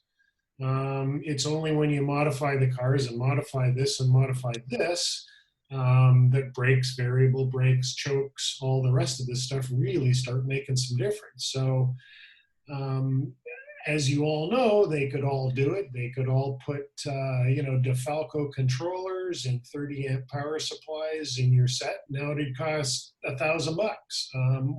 I'm exaggerating, but it's going to cost a lot more money. Back to the point I think Andy made, or whoever made it, about Christmas morning. That's exactly, Alan made that, I think. That's exactly what they sell. And you run them around the Christmas tree for 3 hours Christmas morning, and probably half of the sets are put away and never used again. And a $50 set works just fine for kids playing on Christmas morning. So there is zero impetus to do brakes, to do this, to do that, and all the rest of the stuff. My comment on controllers and power supplies, regardless of which way you choose to go, a quality power supply and a step up in controllers is the single biggest thing you can do to take this hobby from a toy hobby to a enthusiast hobby. And, we can debate electronic versus, multiple ohm or having 5 or 6 different ohm controllers, regulated power supplies versus non. A good power supply and a controller that actually lets you control the car will make more people way happier than changing tires or anything else you can possibly do from a home set perspective. Can't disagree with that. And your point about magnets and brakes is apropos. I usually turn my brakes off when I'm racing magnet cars. Absolutely. Absolutely. Anybody else want to chime in on controllers and power and upgrading from sets to being good? Just a quick one on the controllers. Scalextric's biggest mistake was not selling any of their tracks with an adjustable controller, because if obviously, so Policar, it comes with an adjustable power supply, because Maurizio knows obviously the hobby inside out. he's spoken to obviously racers and you know, just general public out somewhere, a show or whatever. And the biggest thing that you can do to a standard scale electric track is to reduce the power. They say it's 12 volts. Most are pumping out 15 to 20 volts. You take the magnets out, you try and run it at 15 to 20 volts, it's a bit of a handful. So as I say, if you could supply all the tracks the same as Maurizio's done with the Policar, it comes with an adjustable, it goes down to 5 volts, I believe. With the magnets in, high volts, take the magnets out, low volts, learn to drive the car, turn the power up. As you get better, I did it with my son. He started off on about 6 volts. Within a couple of hours, he was on 7.5 volts. And by the end of the day, I think he wanted the full 12. So, you know, it doesn't take long if you're persistently doing it. But as I say, give them the variable power supply. As I say, I think that's Scale Electric's biggest mistake in the 55, 60 years of their trading, not selling, so you can drop it down a little bit. But there we go. Well, the current controllers. Every penny. Andy, you're gonna talk about their little adjustable thing there. Go ahead. Yeah, they have two different. There's there's a screw on the side that you could adjust how far the trigger can get pulled, which is effectively the same. And then the new ones have a slider that supposedly it's 25, 50, 75, and 100% power. But most people haven't seen much of a difference. But that's isn't that what Fly tried to do with their controllers that were? Don't know if I haven't. I think Fly cars look great, but that's about. I didn't even know Fly made a controller. Chris, do you know I've got a couple of them, and they're they made them.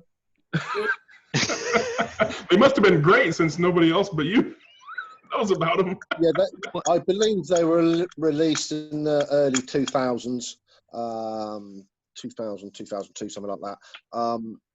The only thing I can comment on, as Greg's just alluded to, they don't sell them anymore, and you don't seem to find. I don't think they're a very good controller. That's all I can say. I've never tried one, so you know I haven't tried it, so I can't really knock it. But there's not many about.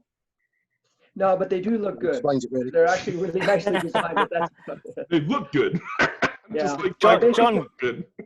Go grab one. John, show us. Go and grab one. You want to get one for you? Yeah. Okay, I'll mute and. See you in 2 seconds. Go ahead. Well, while he's doing that, I mean, one of the tips that I gave people for years, and the latest analog power bases don't allow this, was just put a dimmer on the plug in the wall. I did that in the U.S. and in Europe, and it worked on the Tyco track in the U.S. and the Scalextric track over here just fine. And on my Carrera, I had a Carrera track for a while. You know, I just put a dimmer that you could, you know, it was just an analog dimmer, and that helped out a lot. To reduce the power. I didn't know how to wire it. It was like a wall dimmer, you know, and I couldn't. I mean, I wasn't going to plug it into a mains power or anything. I was just trying to do a DC, you know, voltage control with no feedback of any kind, just, you know, more fast and less fast. But apparently I didn't know how to wire it up in order to do it, because no, it's just the thing, you plug the dimmer into the wall, and then you plug the power pack into the dimmer, and then you could adjust the dimmer. It doesn't work on some of them. It doesn't work on some of the more modern power bases for some reason. I think it's because they actually produce AC power or something. I don't know. It can overheat the power pack because the pulsing that it does. There is so you have to test it a little bit, but you know, I had a dual power pack Scalextric power base, and I had both of those hooked up to dimmers, so I could adjust just like I forget who it was talking about the different lanes, all the lanes. I think it was Graham was talking about each lane is a little bit, you know, and I get performance parity by doing that. That worked great for years, and then it kind of something changed in the electronics. But it is a tip to get you between that very low tech, and you can use the dimmer for other things. Andy, why didn't you tell the guys in Margate to really push that slider? You know, advertise it. Tell, you know, dads, get your kids to stop crashing by sliding this slider. Yeah, and then next time you talk to the guys in Margate, just reinforce that with them. Yeah, I'm sure they have tons of advertising money right now. I think John's back. Yeah, sorry. So I don't know if you can see over my head, but there's one. I do control. I collect odd controllers. One of my favorites is, you remember the Revell electronic controller from the 60s? It's right over my head that I'm pointing to. No? It was actually a modified, I don't know what type of electronic gadget it was, but from, remember points in a ignition system in cars? So that's what it is. And as soon as you release it, it breaks. And once you get used to it, it's really cool. But honestly, most people look at it and go, yeah, well, have another drink. So here it is. I don't know if you can see that. It actually has like a little heat sink as well. So there's an adjustment on the side here. Oh, wrong side. Adjustment on this. There we go. So adjustment on the side here for tension. This for acceleration or power. And then it has a polarity switch on the bottom. Interesting that they put it right here on the bottom. I don't want to go there. But that's it now. And then I wonder if this was actually made for the sets that they tried to market using, was it Skelectrix tracks? And they had, I think, some trucks and stuff. But I've had to put clips on them. But they have these really odd sort of pins. And there are 3 of them, of course. Those are banana plugs. Yeah, just banana plugs, yeah. And I put clips in them through the banana, but they also have holes in the banana plugs so they can slip on something. Oh, those are standard electronic banana plugs, so you can put one banana into another one sideways so that you can share power. You don't use them for that purpose. Obviously, you don't do it with your slot car controller, but right. Yeah, that's for just various other electronic needs and wiring needs. But that's yeah, amazing. I mean, I've never seen that. To be honest, that weird controller from the '60s by Revell works better than these do. Did you buy those at Panther, John? I did indeed. Yeah. Well, you know, Alex basically said, "Here, try this." It was, okay. You know, I mean, I've got to keep the hobby store going somehow, I guess. They were probably sitting in that case for about 5 or 6 years. Yeah, it could have been like a bad bottle of wine. They could have gone off. You're absolutely right. Yeah, no, but yeah, they do look nice though, don't they? What's so bad about it though? I mean, why is it a bad controller? For some reason, they're really inconsistent. Like they'll work for the first 10 or 15 minutes and all of a sudden they just, I don't know. It's just, I think the wiper's inconsistent on the actual reset. And once it starts to get a little warm, yeah, like most things, you know, got a little warm and then starts to basically move. Are you left-handed? Do you drive left-handed? No, right-handed. Okay. Maybe Would that make a difference? Well, yeah, depending on how the trigger is mounted and how strong the wiper spring is. Sometimes when you're squeezing, you're actually pivoting the wiper away from the board. And so if you switch hands, then you're pivoting it the other way, so it's pressing harder on the board. Do you like the controller, John? I beg your pardon, sorry? You like using it? For the first 10 or 15 minutes, yeah. Do you want it to be better? Yeah, how do we do that? Have you taken it apart? I have not, no. Okay, when you move your trigger, you'll see. I feel like I'm at the doctor's office here. This is really kind of neat. You need to open the controller, mix up some epoxy. Yeah. Coat the face of the resistor in epoxy. Okay. And then sand it so all the coils are nice and flat and smooth. Okay, because currently, right now, Chris, it has like a dark line across it, but it's not very consistent. So that's why I think the wiper keeps moving. Well, the wiper, and you'd be surprised how inconsistent the face of that resistor is as well. Ah. So if you take the wiper out, you can bend the wiper slightly so it has a little more tension on the resistor. There's the wiper, yeah. Yeah, a little bit. And then you can run the button on the wiper over some 1,000 grit or 2,000 grit paper to smooth it out, and then use just a little bit of inox or something like that on the interface, and that'll make a massive difference. Ah, or I could just toss it. Well, I mean, you know, it's good to experiment and it's good to play. And absolutely. No, yeah, no, that's true. That's how I make my life. The whole thing will take you an hour and a half. Okay, no, you know what? I got a couple. As you can imagine, I got a couple of them. So yeah, no, I'll pull one apart. Sorry, say again. I think he only had 3 of them. Actually, when they first came in, he gave me a call because he wasn't quite sure if these were like the real deal by Fly, because he hadn't heard of them either. Right. Yeah, so you can make them into useful controllers, then you'll at least have spare controllers or low controllers. Well, honestly, like I plan on doing an episode just about controllers, because I've got, you know, the old Cox from the 60s, and then show how those Revels work, because as they break, they vibrate.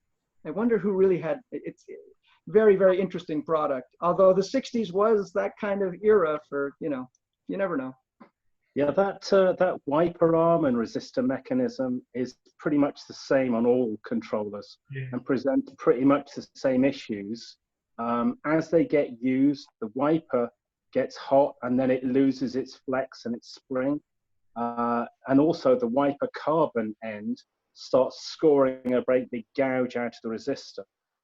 So splitting them apart, cleaning them, just cleaning them with some Zippo, you know, and making sure that there's the right tension on the wiper arm would improve it significantly.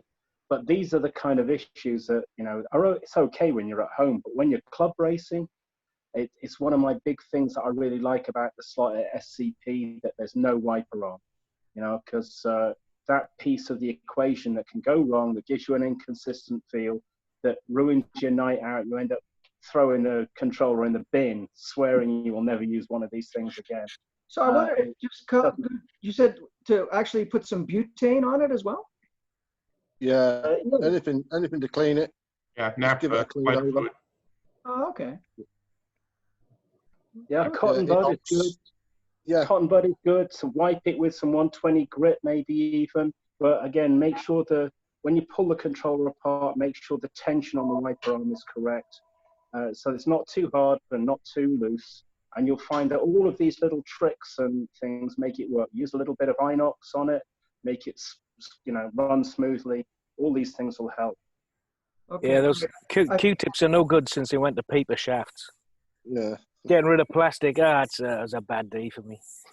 Another quick tip, John, if you take it apart, as you literally take the two covers apart, get your phone out and take pictures so you know how the wires are, because sometimes you can spend hours trying to get the wires in the right position. There's not a lot of room in there, but quick, you know, I've done it, a quick photo so you can just reference it when you're trying to put it back together, so that you get all the wires in the right way so it will go together, put your screws in and you can take it. Yeah, no, great advice, John. Thank you. Yeah, the Alzheimer's has kicked in already, so perfect. Yeah. I think we're all getting there, Bob.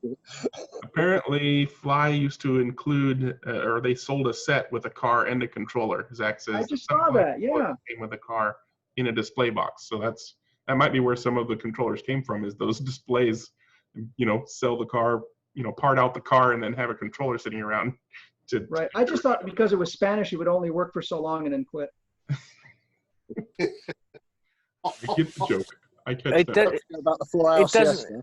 It doesn't work around lunchtime apparently. There you go. Yeah. I just went on Pendle Slot and the DS controllers are out of stock. Of course. MRE, Gary Canelli. Gary's a good lad. He's obviously under restricted opening hours, but just Google mre.co.uk. Yeah, mre.co.uk. Yeah, obviously Alan races with Gary. He can vouch. He's a good lad, Gary. Other than that, try the Spanish sites: Evotech, Alloy, Crick Crack. They all do postage. I personally use Evotech. But as I say, there's Crick Crack, Alloy. There's Spanish, there's Italian, Portuguese. You know, Google DS slot controller. I'm fairly sure you'll get a few hits on it, Graham. Sorry, I hope you don't mind me interjecting, but I had joined kind of late. But I'm really pleased to see so many people from Europe. It's great. That's what this time slot is for. Well, it's time there. 7 o'clock UK. We start at 7. So. Now, Andy, are you in the UK as well? No, I'm in Germany. You're in Germany. Okay, okay. May I just ask a question, because we had this kind of discussion last week. How much more popular is what we do in Europe versus North America, you think? And could it be because of racing in Europe being generally more popular than in North America?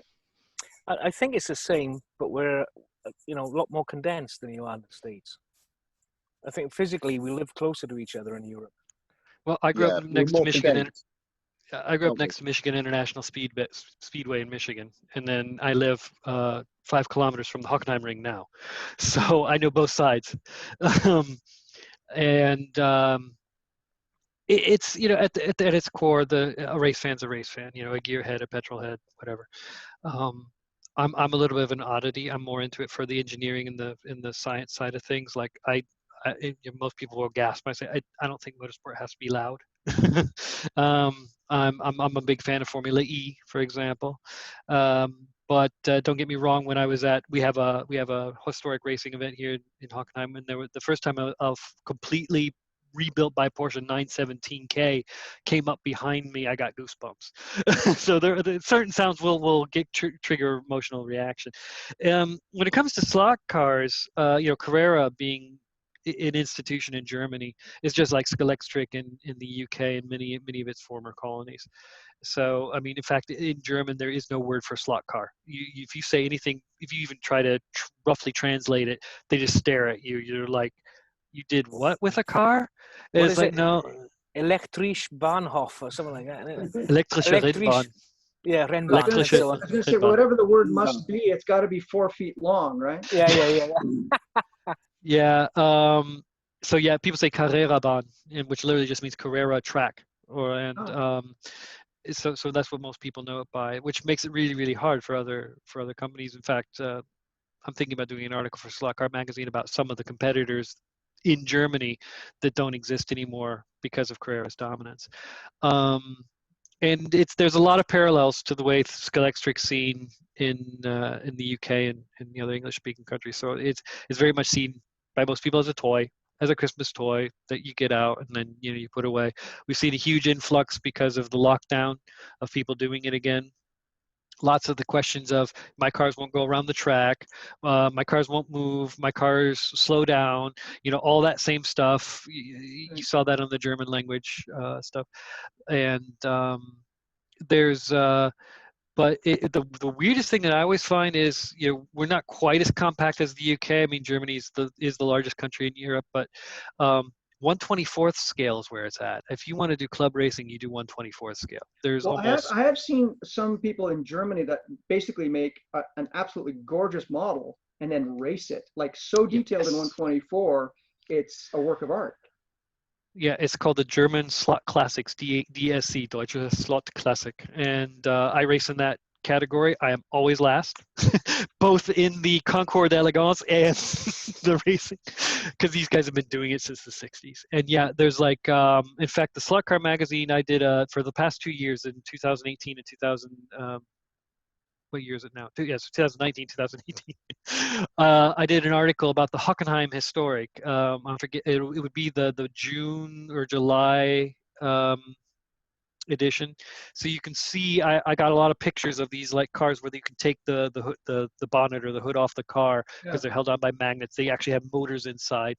Cars with tires only about 5 millimeters wide, and they race them.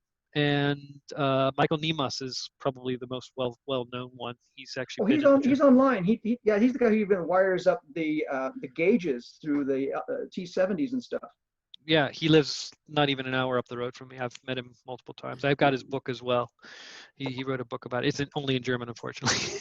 but yeah, it is just achingly beautiful cars, and they race them. That's why, and I said this on one of the previous calls. That's why they have what we call regulatory races, where you have to match your lap time. And for every 1,000th of a second that you're off, the computer figures out what was your average lap time, throws away your best and your worst, and then you get penalty points, kind of like in golf. You get penalty points for how far off you are.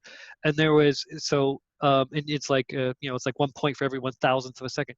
There are guys that come in with sub-100 penalty points that race these cars. It's just unbelievable. I'm lucky if I get under 1,000 for like a 2-minute race. It's just unbelievable. And we always race on wood. There are very few analog tracks that are on Carrera. Carrera is kind of more, if you race on Carrera plastic, you race on digital. They exist. Our club had one up until a few years ago. They exist.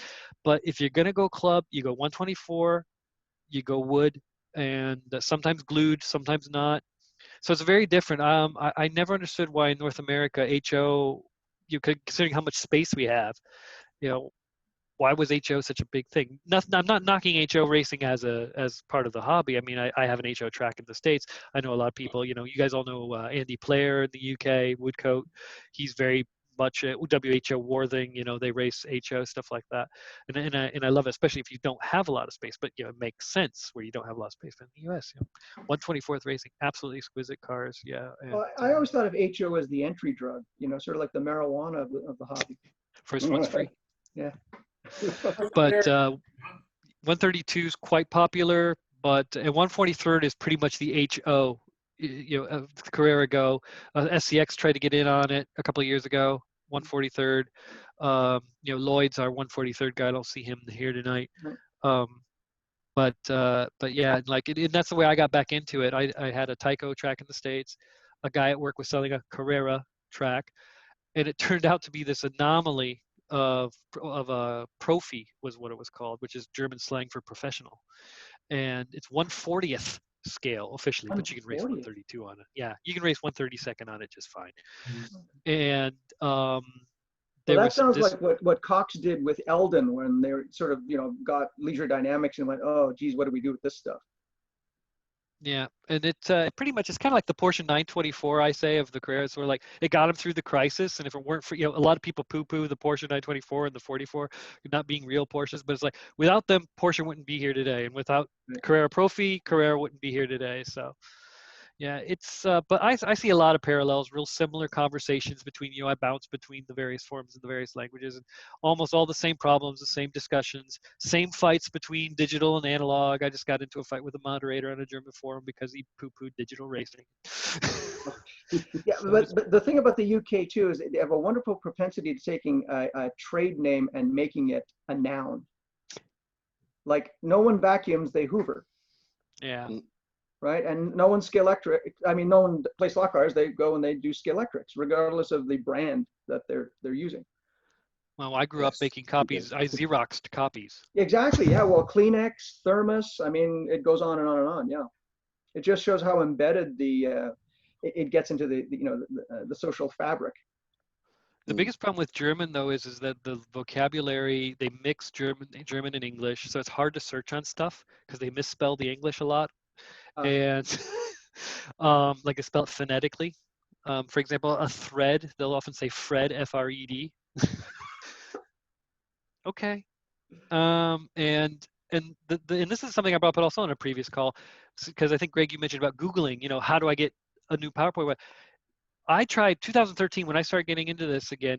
I remember spending what felt like days trying to find information because the vocabulary of slot cars crosses over into radio controlled, regular racing, and then the word slot brings up sometimes all kinds of weird stuff.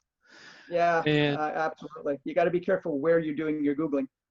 And because when I think it was Martyn said, about promote the controllers more. Well, I don't. It's just it seems I worked in online marketing for a while, and I'm liking things on Twitter and thumbs up and whatever, and I'm just now, after being doing this since 2009, I'm just now getting slot car related advertising on my Facebook and stuff like that. I don't know if it's because the companies are just now producing the content. I think budgets have more to do with that than anything else, quite frankly. Yeah. But it is hard to find this stuff. It's not easy. It's a weird hobby to find stuff out when you're a complete layperson. You don't know what you're looking for. And then, of course, I said this in our last chat, Andy, because I hang out with racers, and it's really funny. I've had them over at my track, and I had to kick them out at 4 a.m. usually. But I said this, to them. Basically, it's a moped hobby. It's a lot of fun to do, but you don't want your friends to see you while you're doing it. Right. Yeah. But then, and they laugh, but well, here I've got oh, here we go. So Ron Fellows, Ronnie I've known Ron for a while, and he was nice enough to sign his Fly Daytona winning car for me. I've got that car. Yeah, so we're shooting the breeze, and he goes, "That's the smallest die cast I've ever seen." I said, "Ron, it's a slot car." And he looked at me like I was selling him drugs. He looked around going, "They still do that?" Oh, yeah, come on over. With it. 4 a.m. I mean, him, a guy named Tim Haraney who does TSN, a few other racers. A racer's a racer. And it's fun. The thing they really liked about it was when they went off the track, bits went flying. And for real, because I have real little hay bales that aren't glued down, and you can go through the hay bales and wipe out a few spectators. And they looked at it shocked, like, I said, it's okay, they're plastic. Don't worry, we'll just put it back together. But it's really interesting. But once, you know, a lot of these guys who actually went and became professional racers all started with a slot car set. Yeah, the one of the German free TV stations has announced that they're not going to show the Formula One races live anymore next year. And so that threw up this whole thing. Oh, motorsport's dead. And I'm like, there's a lot more motorsport than just Formula One, guys. Well, yeah. Oh, yeah. I mean, I raced for 20 years and we had nobody in the stands. You know, you do it. And no, don't. I wasn't any good. So don't. No, but it's you know, I'm lucky. I'm far enough west in Germany. I get British TV by a satellite, and I'm like, you know, I'm spoiled for choice. You know, I get BTCC, I get all the TCR stuff and all that other things. I mean, there's plenty of racing out there that's not Formula One, especially if you're sick and tired of seeing Mercedes, Ferrari, Red Bull, and maybe a little bit of a change up. I'm going to interject here. We're coming down to the end of our 2 hours. No, it's fine.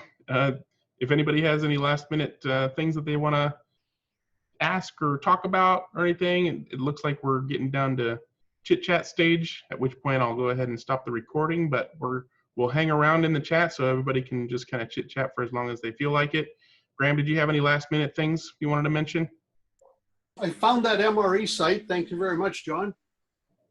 And they got controllers? They have something on there. It's just called the DS circuit board, and I'm not sure it includes the whole controller. So there might be an email I might send. Well, I hope we're getting you closer to getting that affordable, club level controller for your needs. It's something. Yeah, I'm getting there. Thanks, guys. Thanks, guys. All right. Anything else anybody wants to bring up? I'll go ahead and stop. Hey, Greg. Who's that? Okay, go ahead, Ray. Yeah, just because we were talking about a lot of slot oddities, I was wondering if anybody had any comments on Vanquish cars. Well, they're a little over scale, but I mean, they actually had models of cars that you couldn't really get anywhere else. Yeah. Has anybody digitized them or have any comments on whether the differential really works in cornering? You got a couple of things feedback in there in your room, Ray. I might be able to answer your question, Ray, but to be honest with you, I couldn't really hear what your question was. He was asking if people have digitized Vanquish cars, and I think I'll address that, but he was also asking about how effective the differential is. If you do a lot of work to it, it's possible. Most people just bypass it and put a straight axle bushings and a normal crown in. Yeah, I've seen that done quite a bit. So it doesn't seem like it's worth it to get it for the differential. It's you buy a Vanquish because you want that particular model, and then you'll probably have to do some work on it to get it to be competitive with whatever you're racing them against. To get it somewhat consistent and somewhat reliable. Let's leave the competitive out of it for now. Okay, fair enough.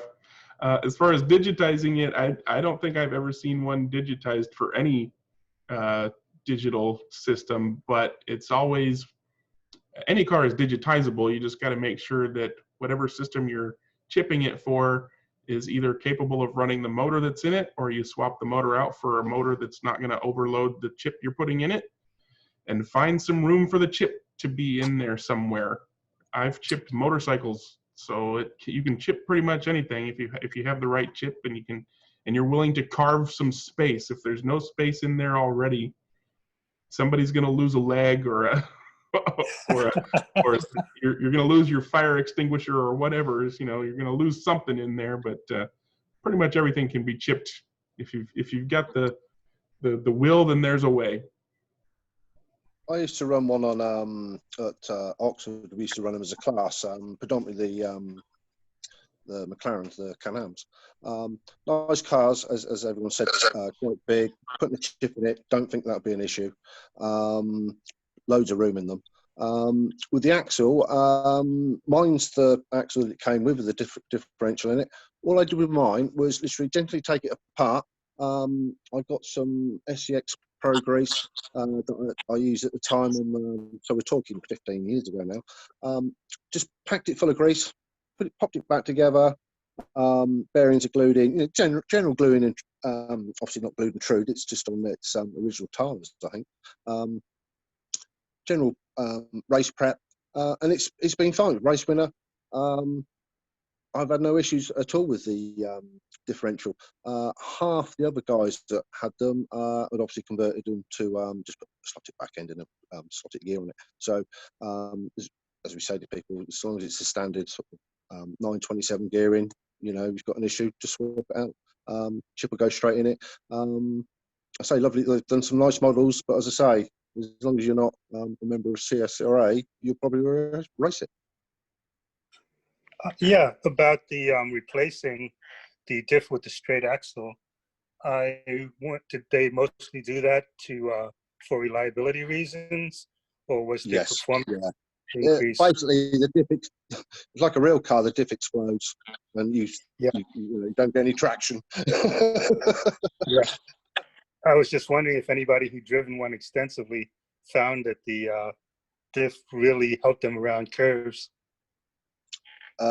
Not at this scale. I don't think it will have much effect. For the size of the car and what we're running on, I don't think so. It's a bit like aerodynamics you were on about the other week. As you said, you can't scale air. That's true. If I was going to buy one, Ray, if you just want to play around at home, it's fine. The issue with the there is no advantage at all. If the differential was good and worked well, you might find an advantage. There was enough friction and play in all the little spider gears in the diff hub that it caused excess friction. They weren't consistent. Everyone, and I've probably done 20 of them. We used to race quite a bit of them at a commercial 30-second scale wood track near us. And I used to convert all the guys' cars over to just a single straight axle. Smoother, quicker, more reliable, better all around. Plus, if you're going to run the stub axles on the diff, you're going to have a real tough time getting a great true on a set of wheels and tires on them. Sure. Well, that sounds like an answer to your question, Ray.